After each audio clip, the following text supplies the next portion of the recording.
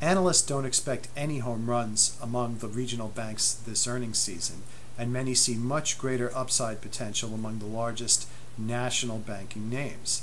Among the fourth quarter pressures being faced by the regionals are the prolonged low interest rate environment, which together with weak loan demand is pressuring net interest margins. Banks are also seeing a reduction in the release of loan loss reserves, which has been padding earnings for several quarters. Starting with the 24 components of the KBW Bank Index, we've pared down the list to the 10 regional lenders with the greatest upside potential based on price targets among analysts polled by Thomson Reuters. Most of the featured banks trade at higher multiples than the largest 4 U.S. banks, which include J.P. Morgan Chase, Bank of America, Citigroup, and Wells Fargo. This is in part because the regionals face less regulatory overhang from the Federal Reserve's enhanced capital requirements for systemically important banks and from the Volcker Rule, which will ban proprietary trading and impact banks with major investment banking operations the most. Here are the 3 banks among our regional list with the most upside potential according to the analysts.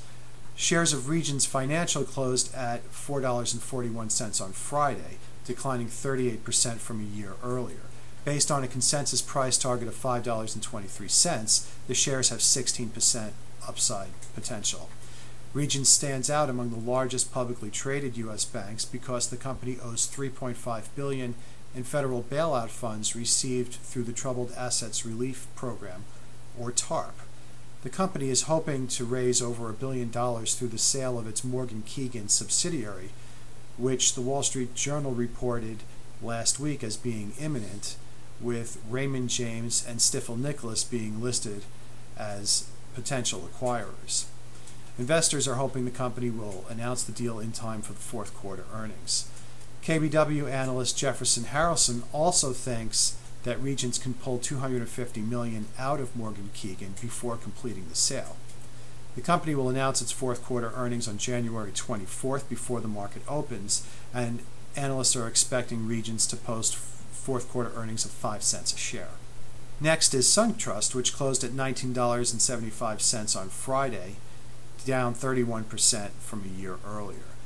Based on a consensus price target of $23.88, the shares have 17% upside potential. The Atlanta lender is scheduled to announce its fourth quarter results before the market opens on January 20th, and analysts are expecting earnings of 28 cents a share, declining from 39 cents the previous quarter because of increased mortgage putback demands.